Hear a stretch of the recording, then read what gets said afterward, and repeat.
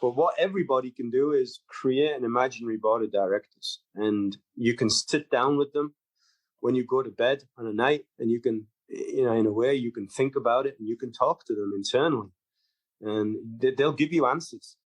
As a priority, you need to take care of yourself.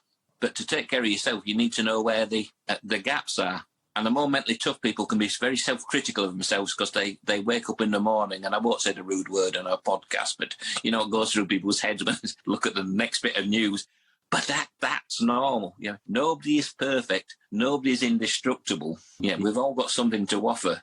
But there is this mythology that the mentally tough people are bulletproof, and they ain't, either properly, physically, or psychologically. They can only take a certain amount of hits. And if people are struggling with the mental health, they need to seek advice. But for a mentally tough person, that would be more difficult to think about, because they've always prided themselves on being the mentally tough person.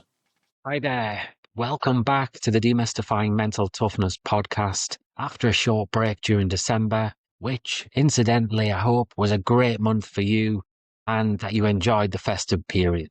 So as we step into a new year, 2026, this episode is going to be a little bit different. It brings together words of wisdom from multiple experts and some of the best bits of the podcast to date. I'm hoping too that it's a great opportunity for you to pause, to reflect, and to ask yourself some simple questions. You're going to hear some snippets of advice on self-talk, confidence, fear, and overcoming fear, on improving your focus, improving your motivation. We touch on vulnerability and why progress is never linear, especially in high-performance environments. So, whether you're an athlete, a coach, a parent, or a practitioner, my hope is that these insights are going to give you some space to simply reset, to refocus, and then to move on into the new year with some clarity, and where you ask yourself some powerful questions. So, wherever you're listening from, take a breath, relax, settle in, and let's get started. Making meaning in things, understanding that your story, your memories are your narrative on it, and ask yourself, are there other ways that I could have built that narrative? I think it is the first one. It's just recognizing that besides God, if you believe in God, the most important person you're ever actually going to talk to is yourself. We all create a story, a narrative in our mind. Well, how about making it a good story and an empowering story, and being more mindful and aware of those kind of conversations, and asking yourself the question, hang on a minute, who's in charge, the thinker or the thought? Well, it's the thinker. So you can influence your thoughts. So I'd say that's a big one. The self-development piece and recognizing a passion for it and having a purpose. It just doesn't happen. You've got to be really, really intentional. And you've got to work hard at yourself. Be yourself. Be true to yourself. I think it took me a long time to get to that place of knowing who I was, being happy in my own skin. I suppose constantly looking for affirmation for the early part of my career, doing things that I shouldn't have done to get acknowledged, to get seen, to get recognized, building up a business by cheating and by going around it the wrong way, by being someone I wasn't, by trying to be different people, really got me into a sticky place, which I've briefly touched upon. So the importance of being true to yourself, knowing your identity, knowing who you are, who you created to be, knowing that what you stand for, knowing what's important in your life will all come together under that one thing of being true to yourself. And it doesn't matter if people don't like you, sod them, who cares? It's not for someone, it's their issues. If they don't like you because you've been yourself, then that's their issues, their problem. They have to deal with it. I think so often we try and appease, we try and adapt ourselves, we try and adapt our personality to fit in with the environment that we're in. But actually, stuff that. If the environment is different and it doesn't fit with you, don't go and try and be someone you're not. Don't try and fit in, round peg, square hole, whatever it is. Don't try and be someone you're not. Be authentic. Authenticity is incredibly important. And that doesn't mean it doesn't matter if people don't agree with what you stand for. We will have different beliefs. We will have different opinions.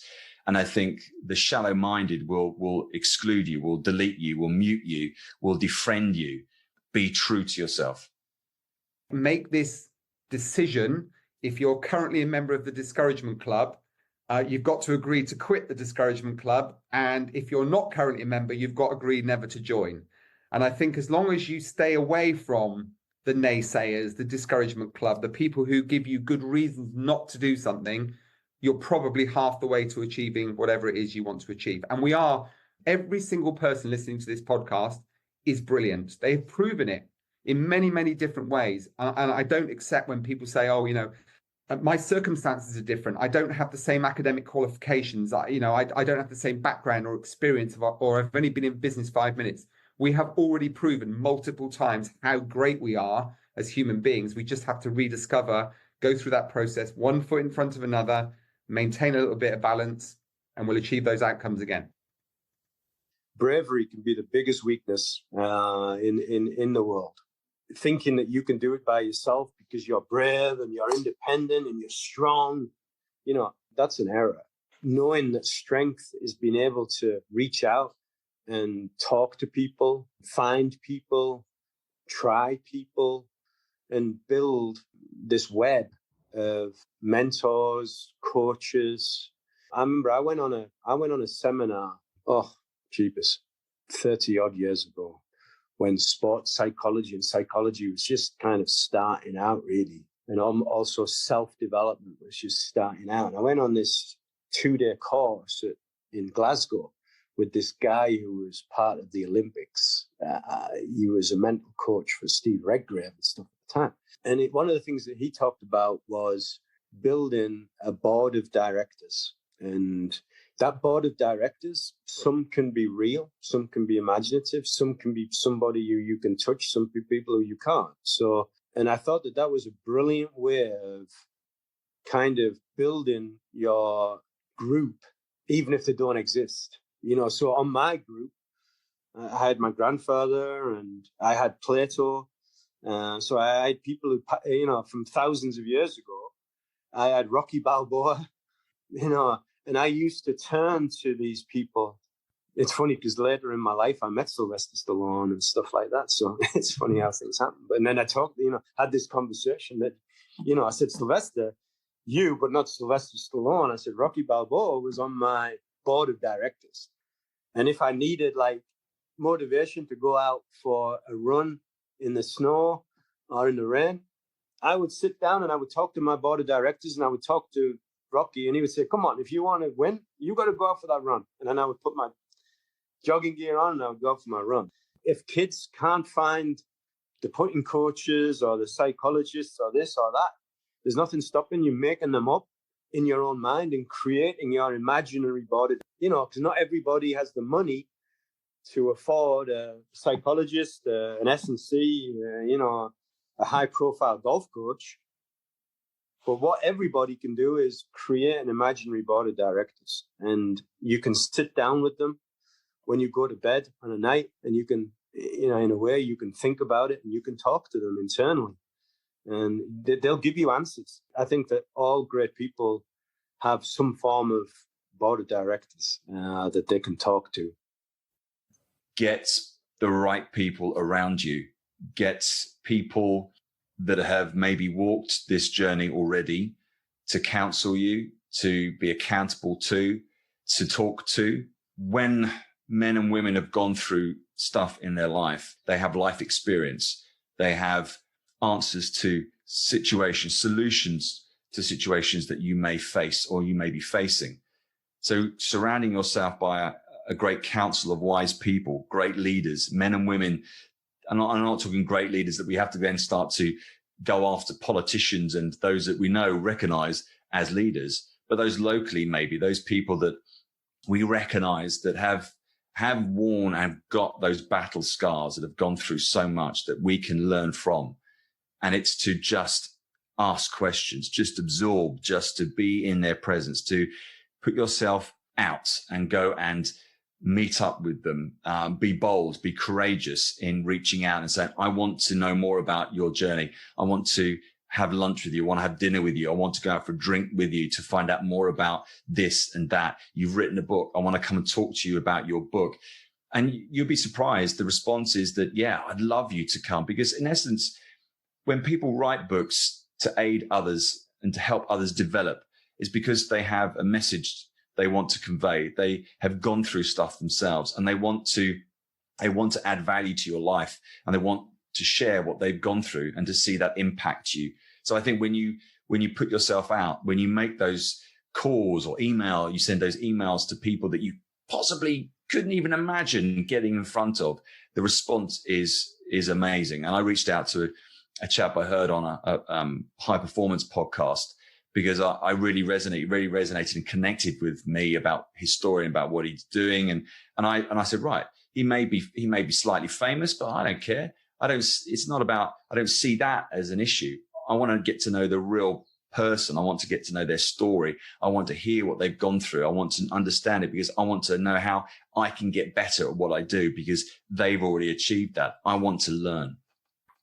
The importance of identifying when some of these helpful character traits bubble over into something more distressing or concerning, and the importance of keeping an eye on that, because we know that we need these character traits. We need to be obsessive. We need to be a bit masochistic. We need to be a bit aggressive in high performance sport, but it's keeping an eye on that and making sure that they don't bubble over into something that starts to cause distress or impact upon our personal lives, relationships, jobs for some high performance athletes. And if that is the case, then recognizing when you might need to see a professional about that. Know yourself. And knowing yourself is then not beating yourself up because you're not one thing or the other. But it's all shades of grey. So, yeah, we talk about mental toughness. Other end isn't weakness, it's sensitivity. Most people lie in the middle. So find out what you are, and develop the other areas, because it helps. You do. And I think self-awareness is the big one. We all face, challenging times. I need to understand, and everybody needs to understand, what it is about them that causes them to hold back or to be confident about dealing with those challenges. You can see people all around you responding in different ways. And the reason for that will be some aspect of their mental toughness. Some things stop people in their tracks, and the next person, that same thing doesn't seem to make a difference. We can explain that difference. We understand where it is. And if you can be self-aware, you stand a chance of doing something about it. If you're not self-aware, you've got very little chance. I think how you spend your time is so critically important, and what you spend your time on. And where I come from that is we develop a skill set to deliver our roles day to day. We identify a little gap in our skill sets that we want to develop, but how much time are we spending actually on ourselves to develop as well? Choose your environment. If you are not suited to this environment, then do yourself a favour. I like a bit of stress and pressure in my life. And so if I haven't got it, I probably create it. But a lot of people don't enjoy that. And therefore they may be in the wrong environment and unsuited, maybe better suited in a different environment. So I think that's important. Just have a little bit of reflection. For those of you that are action biased, you know what, we weren't actually designed to be multitaskers. It's a myth. Multitasking is a concept that was created to describe how computers operate. They're meant to multitask. We're meant to unitask. So if I can just say one thing, just prioritize one thing that you really, really want. Give that your full attention. There is a great book, you'll have read it too, David Charlton, about the one thing. It really focuses on that concept of, not getting distracted by shinies. All your other great ideas can sit in the waiting room. David Charlton and I have a wonderful business coach who taught us lots about, the waiting room's a great place to store all your other great ideas, but just stay focused on the one thing you want.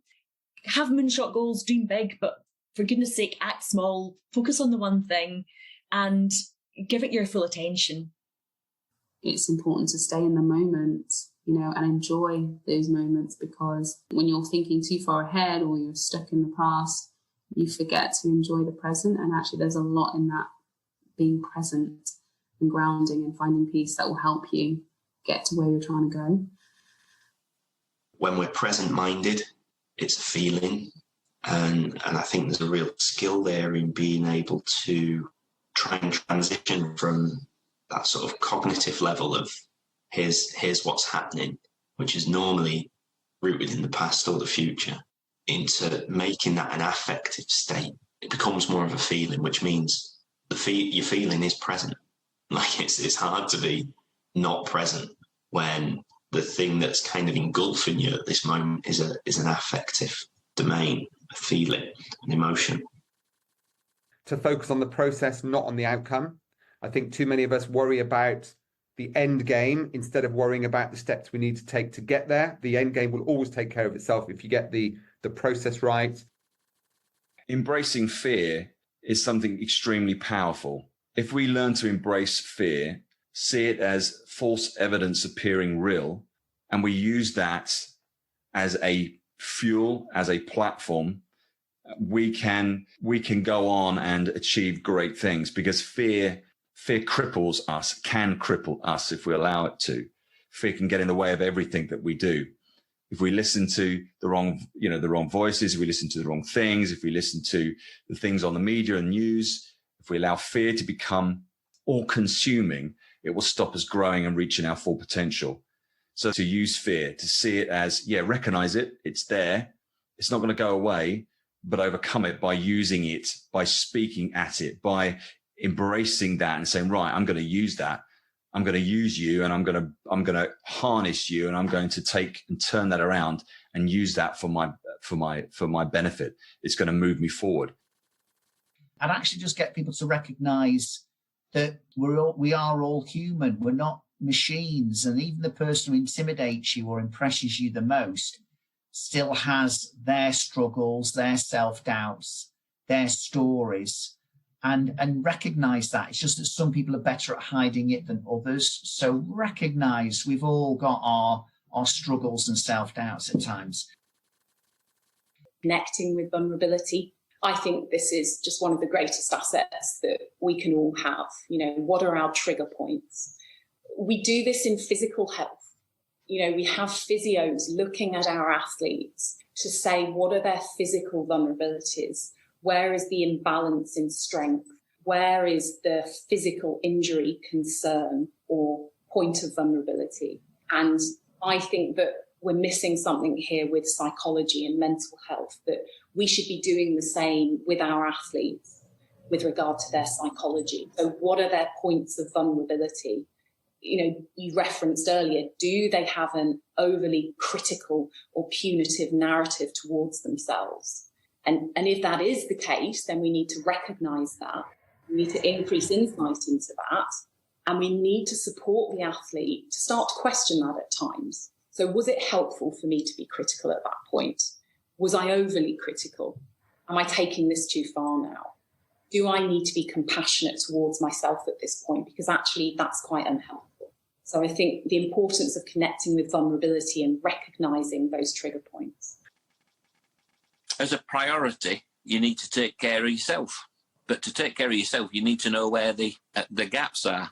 And the more mentally tough people can be very self-critical of themselves, because they wake up in the morning, and I won't say the rude word on our podcast, but it goes through people's heads when they look at the next bit of news. But that's normal. Nobody is perfect. Nobody is indestructible. We've all got something to offer. But there is this mythology that the mentally tough people are bulletproof, and they ain't, either properly, physically, or psychologically. They can only take a certain amount of hits. And if people are struggling with the mental health, they need to seek advice. But for a mentally tough person, that would be more difficult to think about, because they've always prided themselves on being the mentally tough person.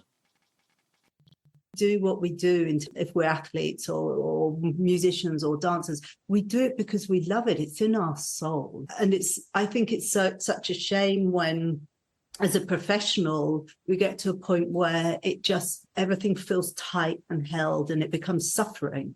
And just to remind, anyone who's listening to this who is a performer, it can come back to be that absolute sublime joy that it was when you were a small child, when you began with whatever your passion is. And that's where we want to be, because life is really short. And particularly life as an athlete is really short. Let's enjoy it and have fun and be inspired. It's very important to make sure there is creativity involved as well in athlete's life. And actually, I'm reflecting on a case, when of a person who got a really bad injury and so was stuck, for a long period of time. And actually having a creative brain allows you to think adaptively, outside the box, to think flexibly and being open, to new opportunities.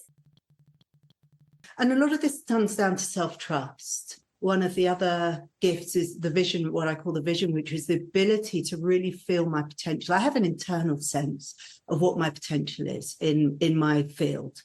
And I can trust that.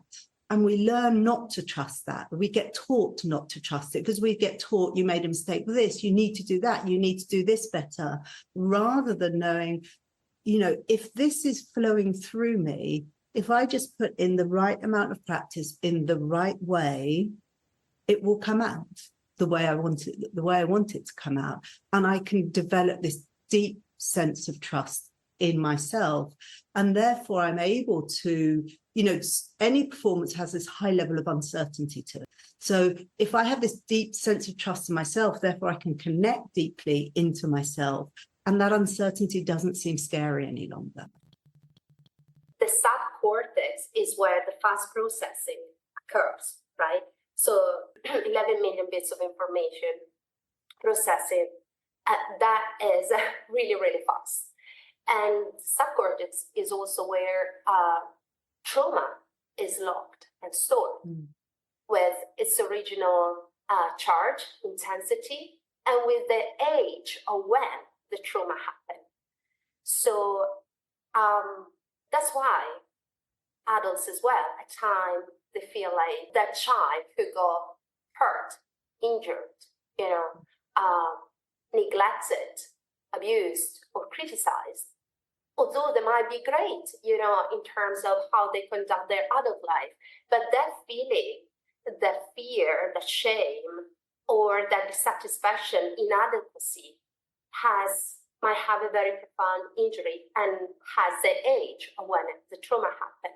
So the tendency of being perfectionistic, obviously, as Ruth was saying, is the need to control, right? Because you have to compensate that inadequacy. And through brain spotting, you access that part of the brain, the fast processing part of the brain, which is the subcortex, which is also where the trauma is held. So that's why it's great for performance. It's easy to see people's behaviours through a motivational lens. And I think that's because we oversimplify what motivation is, and we sometimes see it as entirely controllable. Whereas motivation really requires a cognitive and an affective response to a situation, normally a pressurized situation. I think it's easy for us to have this misconception that motivation comes first and then action comes as a result of that motivation, because that's how we understand motivation. But it's a much more complicated cycle than that. And realistically, what we do is we respond to things, and then based on how we feel from that response, that changes our motivation to engage in those things again. And we kind of go through these cycles rather than this motivation that lead to action, sort of really simple approach to things. And for that exact reason, I'll always tell people that if you kind of want to do something, but you're struggling for motivation, just ask yourself, am I falling into this trap of thinking that action can't happen first? Thinking that always there has to be the motivation first. Sometimes you can have an action as a response, and then the motivation will follow. I've learned that by doing things, I don't carry any regret. And to that mental toughness point, it is the mistakes you make that help you learn and become mentally tougher, because that experience helps you to deal with the next event. Life is not perfect. Success is not linear. There are, a number of bumps along the way, obstacles, but every successful person I know has found a way to deal with those obstacles. And that's the differentiator.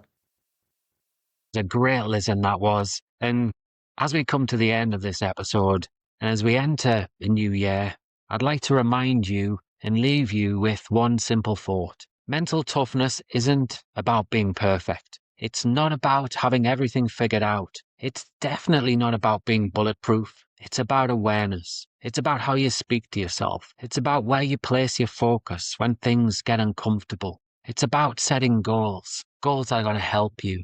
And as you move forward from today and into the weeks and months ahead, here's your challenge. Just one thing that's been mentioned from this episode today. Choose it. And that thing could be one behavior, one habit, one conversation with yourself that you're going to be more intentional about. Maybe it's noticing your self-talk, the stories that you create in your mind that were mentioned in this episode. Maybe it's acting before motivation shows up, which again was mentioned. Maybe it's using fear as fuel rather than letting it hold you back. Whatever it is, keep it small, keep it simple, keep it honest, keep it human. Remember, you're not a robot. And remember, progress doesn't come from big promises. It comes from small actions done on a regular basis, consistently. So before we wrap up, I really do want to share some gratitude. I'd like to thank you for listening. I'd like to thank you for tuning in to previous episodes. I'd like to thank you for sharing your time with me. Thank you for the kind words that you send me from time to time. And thank you for the encouragement to keep the podcast moving forwards. My aim in 2026 is to make it 10% better. In fact, I've got this little rule where I'm trying to make everything I do 10% better. So, this episode certainly helped in that respect. It's helped me reflect on things, and I sincerely hope it's given you something to reflect on, something to act on, and something to carry with you into whatever comes next. Let's make 2026 a great year. And until next time, which incidentally will be on Friday the 23rd of January, where you're going to hear from a great guest, and when the podcast returns to normal on a regular basis, with 8 consecutive episodes. Have a great few weeks. And I hope you start 2026 on a positive note.